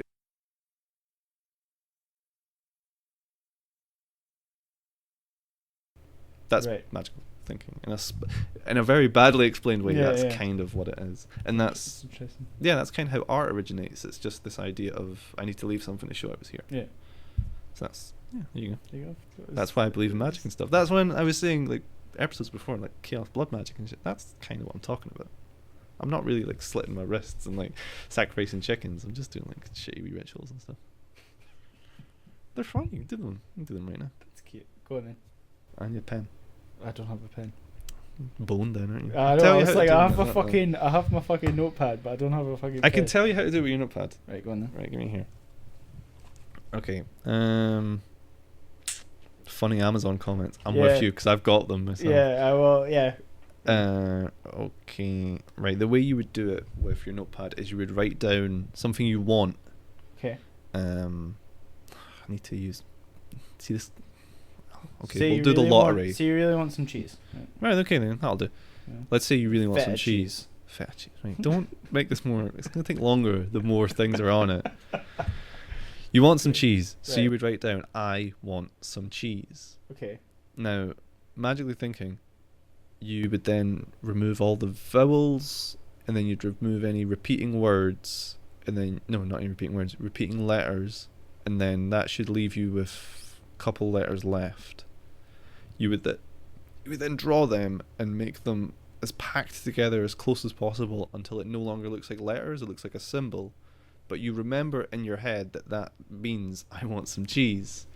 And then you would just keep focusing on that, and then you would want some cheese. The problem is, though, that magically has worked because you still want cheese, but you've not gave yourself a solution to it. You would then need to think, well, I want some cheese, what do I have to do? Well, I have to go get some money. I have to go to the shops. Yeah. It's like, if you were to write down, I want to win the lottery, and then focus on that, yeah, you're going to want to win the lottery. Yeah. But unless you buy a ticket, you're not going to win. That's just magical thinking. It's just a psychological... Magic is just old psychology. It's just a way of understanding that you have to do stuff to do stuff. Like, the reason there was like court magicians and stuff in the Middle Ages wasn't because people genuinely believed they could throw fireballs and stuff. It was purely out of a legacy.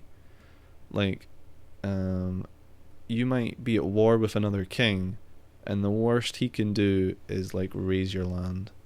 But if you like piss off a wizard who knows how to write, who knows how to like pass on stuff, he can destroy your legacy. He can make you a joke. He can make you a parody, and then that's your legacy gone.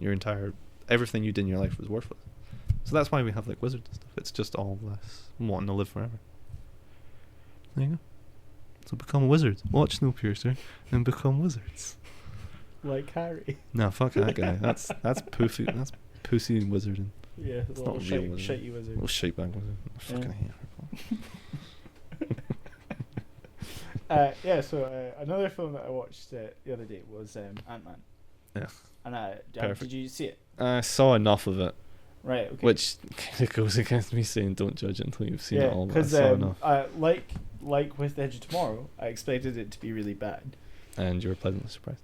I was pleasantly surprised. Okay. Yeah. I thought it was by no means the best Marvel film. No, I think that's understood though. But it was by no means the worst. What's the worst one then? Iron Man 2. Why is Iron Man 2 the worst one? Not disagreeing with you. I want to know why you think they're not as good. I think they basically went, okay, right, Iron Man 1 was really charming. You know, like, we got Robert Downey Jr., so we had the casting, like, bang on, because he is a great Tony Stark. Alright, you say so. In my opinion, I think he is. I mean, he's a pain in the arse now, though, isn't he? So, but we don't want to take a risk. We don't want him to do anything that's... Oh, I get you. I completely get what you're saying there. Yeah, okay. So what we'll do is we'll just redo the first story, but... Well, more villains. Yeah. Well, you see, that's the thing that I don't... We'll do what Sam Raimi did with... Spider-Man, yeah. That's the thing. Sam Raimi might have kind of just set the tone for a lot of superhero films, which is a shame. Yeah. And I like Sam Raimi. I just think Spider-Man is a weird way to go with it. See, I don't like Iron Man just because character doesn't do much for me. And Iron Man films, I actually feel more for the villains because they all hate Tony Stark for absolutely understandable reasons. Yeah. He's been a dick to them, and he continues to be a dick even after now when he's turned over a new leaf. So why wouldn't you want to kill that guy? Whereas if you've got Captain America, he's just so selfless that he's doing the right thing because it's the right thing to do. Tony Stark now would do the right thing because it's the right thing to do. But it's kind of a bit late to have learned that lesson in your 40s. You should have been as soon as you're as like smart and as powerful as Tony Stark, you should have been like Elon Musk, who just knows the right thing to do is to try and make the world better, instead of like Donald Trump, who's just decided to make the world worse. And yeah, Tony Stark is Donald Trump. That's my view on Tony Stark. The best casting for that movie would have been Donald Trump. Having read some of the comics now, I see why Iron Man was such a big risk. Yeah, because he's boring and he's an like arsehole. The character, and he's a villain in Civil War. He's the villain of that because he's wrong. Yeah, like the Civil War. I don't even care. I know a lot of people haven't read Civil War. I'm gonna spoil it 'cause I fucking hate that series anyway. Captain America dies at the end. There you go. And you know what? He comes back because of course he does. Yeah. He gets shot by an interdimensional bullet. Yeah, there you go. Deal with that one. And Tony Stark is on the side of the Superhuman Registration Act. Yeah, which is just, if you're going to be a superhuman, you have to be registered with the government and you have to unmask. That's it. And Captain You don't have to unmask publicly. He makes Spider-Man unmask publicly. He does, but they don't have to. No, you don't have to. They do have to be registered though. But that's still... So the government has to know who you are. Has to know who you are. But the public don't. But then the government is also employing like fucking crazy ass black ops tactics to threaten your family and stuff. And he has one of the best characters, which is the Sentry, who's kind of a Superman pastiche, but also a comment on him, which is why I like him. Who will never be in the films. The character's so weird that he's just never going to be in them. He's like the muscle for Tony Stark. If you've pissed Tony Stark off, he would send the Sentry on you, because the Sentry will just beat you, no problem. He's the guy who like shags the Hulk. The Hulk, it's super angry, can't take the Sentry. The Sentry is that hardcore. And Steve Rogers, even though everybody knows Captain America's identity, he goes, no, you shouldn't force people to give up their privacy. And it's obviously a big comment on privacy law and all that gay stuff. But he's like, no, there's a point where they quote, I want to say Lincoln. Go for it. It's either Lincoln or Martin Luther King, where they say any country that would force citizens to give up their privacy for sake of security will lose both. Yeah. Maybe. I can't remember what's saying that. That's not the bit I took away from it. Something like that, but yeah, isn't basically like sums up. There's a bit I take away from it that's really lame because I got like proper affected by it when I was a kid, and it was Spider-Man fights Captain America at one point. Captain America beats his ass because you can't beat Captain America. Well, you can. Is that's when he has those little like pincery things? I like that suit. The Iron Spider's quite a cool suit. Captain America beats his ass, but he doesn't like beat him to death. He just like kind of gives him one. He gives him a spanking. Puts him over his knee, pulls down those little tighty spidey's, and he's just like, "You're gonna take it." He's like, "Yeah, I am." And then Steve's like, "Yeah, Peter." And then they kiss. That's fan fiction. That's how you write good fan fiction. No, please stop. And then Sonic shows up. No, so he beats Spider-Man, and he tells Spider-Man like this thing. I can't remember the context for it, but I kind of remember the speech because it's like really over dramatic. Like it's from a low angle shot, so Spider-Man's looking up at Steve, and he's in all his glory. He's the flag. That's right, it's the flag. There's only one flag. It's the Stars and Stripes, and the French flag, obviously. USA. And he just goes something like, "If the whole world is telling you you're wrong, but you know you're right, you plant yourself like a tree and don't move." And that's like, "Oh, Steve, just tell me everything." And that kind of convinces Spider-Man to switch sides. And he switches with Steve. And Steve eventually sees all the damage that's happening from the Secret Avengers fighting Tony Stark's crappy Apple Mac Avengers. And he eventually gives himself up. He goes, "It's not worth this damage." And then he's going to be tried for some shit. He's going to jail or something. And he gets shot and killed. That's it. And then they were like, "The Civil War's over, guys." The war's over, and then it doesn't matter anyway because they reboot it and everything goes back to normal. Yeah. It's such a wasted series. I think they wanted to do it just because they wanted to see Iron Man fight Captain America. I think that's the simplestly dumb idea for it. Yeah. Because then it brung in this convoluted Green Goblin shit, and then Asgard. And, I'm falling out of comics. So one of the problems with comics is the universe is just it's too big. So ridiculously massive. Well. I forgot to do this last week, so I'm doing it now. A friend of mine called Scott Morrison, he has a friend called Danny Jones. And he is a friend. I don't know Danny. I know Scott. No, but Danny has a friend. I imagine he has a few friends, okay, And what are their names? Well, they all kiss, Mike, so I don't know their names. They're too busy kissing. They have a podcast called Second Opinion. And they've got 4 episodes, and they just did one on the Fantastic Four, which has me at points like foaming at the mouth because they don't know enough of comic backgrounds. And, right. And it's because it's a podcast, you think that they're talking to you. So right. I end up like going, "Grr." And they kind of get in about that, about comics, but we don't devote ourselves to movies, so we don't quite have enough time to talk about all the problems of it. Yeah. They do. Right. And they do other episodes, which is really great. So check those out for Australian viewers. Listeners, now 8 because they divide each plug time. In the multiply. He better fucking plug us now. I'm gonna stab him up. See, they're all about that networking. Are they on iTunes?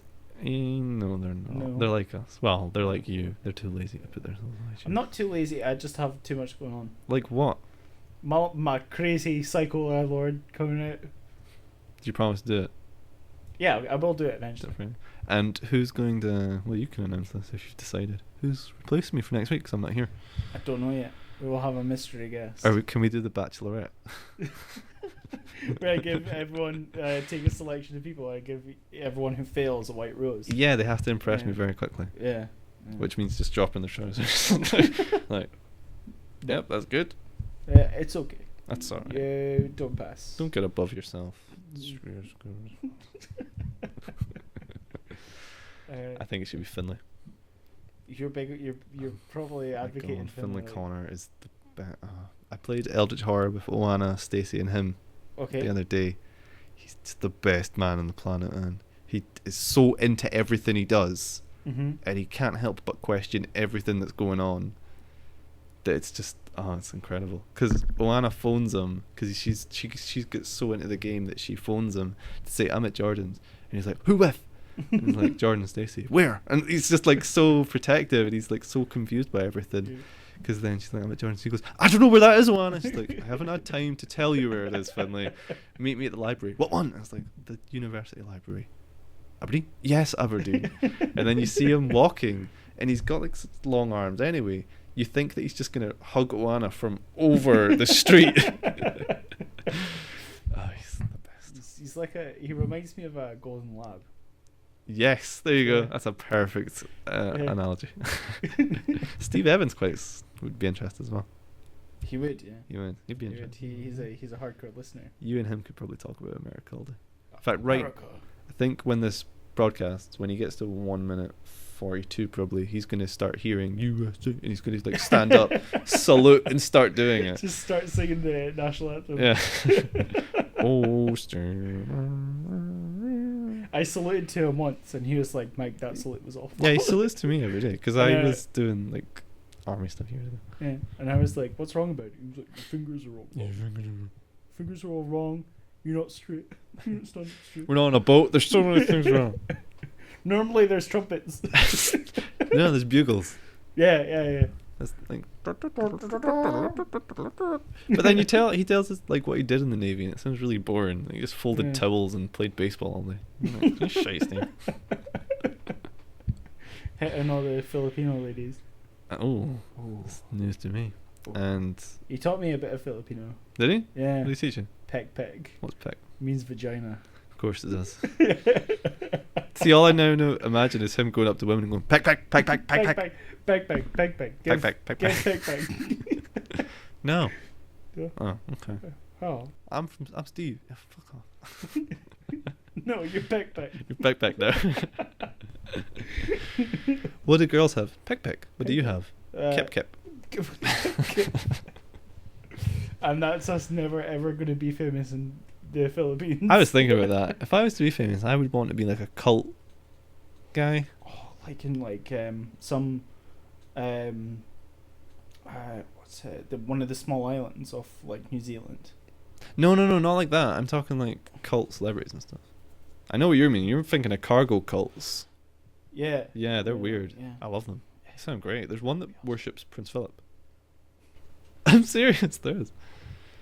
Yeah, if I was there, I'd want to be I'd want to be like a really niche one, like the ones I like, who like real hipster arseholes would be like, have you heard of this guy? No. Oh, okay, that's your problem. Then you don't matter. And then if it's you have, he's getting mainstream now. Yeah, he's too mainstream. And then I'd have to agree. I'd be like, you're so mainstream. Better stop doing stuff. And everyone would be like, no, that's so mainstream. Stop and doing stuff. I'm like, well, what can I do? So I'd team up with Jaden Smith, right? Yeah. And then I would have just conceptual ideas, but then we would put them into batteries, and then you could power stuff with our concept. Please make that a thing. That's what we want to do. And we're still powered by concept. Yeah. Just conceptual ideas. Me and Jaden Smith, we're gonna take over the world. People would be like, "That's a nice concept." That's a good concept. I'm gonna be ripped off now. I'm telling you, I get ripped off all the time. Yeah. So. It's okay. Well, you heard it here first, folks. I'm telling you, like, conceptual artists are gonna hear that and go, "I'm gonna do that." Yeah, so we're gonna call in our 4 Australian listeners in court. And be like, "You heard him say it." And then one of them goes, "Yeah, do you know what else we heard? You got a peck. You got a peck. You got a peck. You got a." Oh, they'd be Australians. They'd be like, "Yeah, you got a peck. You got a peck. You got a peck." Fuck, I'm on MDMA. If you're on MDMA, you're gonna be on a beach. Don't forget to towel. Or you'll turn out a little fry. All right. We're still looking sponsored by what? Turu. We need to wrap up. I have to go get my hair cut. We do need to wrap up. Okay, who are you sponsored by today? I'm not. I'm copying you. I'm going to endorse somebody. Oh, who are you endorsing? I'm endorsing... He's on iTunes. It's either Brendan Dalton, BrendanDalton, or he's under Brendan Williams, and I'm not spelling that because you can spell Williams. He's got some really good songs out, actually. He's a guy I know. And he used to be in a band called The Isles, which are also on iTunes and are equally as good. They have the really good single, actually. It's called I Thought About Space. So yeah, go and support my buddy because he's really cool. I'm endorsing Brendan Dalton. I can't top that. That's alright, just like make up something. Do our usual sponsors. Were you sponsored by something? Today I was sponsored by RGU Radio's in-house band. Oh, the Argineers.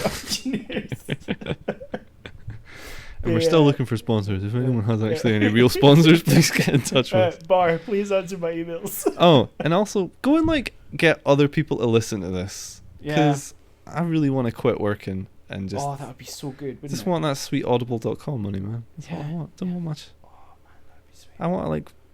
That'd be so sweet. Yeah, I want to like talk about Squarespace and Lynda.com and GoDaddy and the Flygraph. I want all those things. Oh, what's it? I want to tell you to buy those things. Please help me out. What's the one? It's the they send you the box of sweets. Blue Apron. No, Blue Apron's like a health food one. The meals, yeah.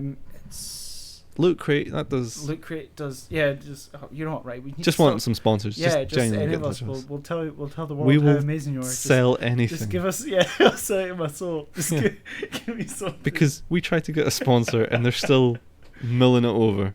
Oh really? From work? Yeah, I asked Laura if she would pay you a tenner and just buy me like a tenner's worth of stocks each month.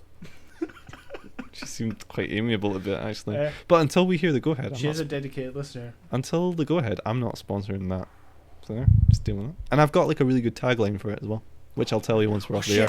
Oh, right. I see, when I was coming here, right, just as a closing note, right, the best company slogan that I've ever seen, right, was called Drain Surgeon, right, was the company, yeah.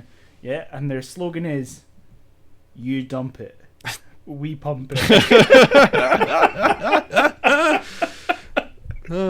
Yeah, it's a good sort your ending, drains Mike. out. Sort your plumbing. This is Get Edge No Mojo episode 4. Have a week. That's right, I stole it from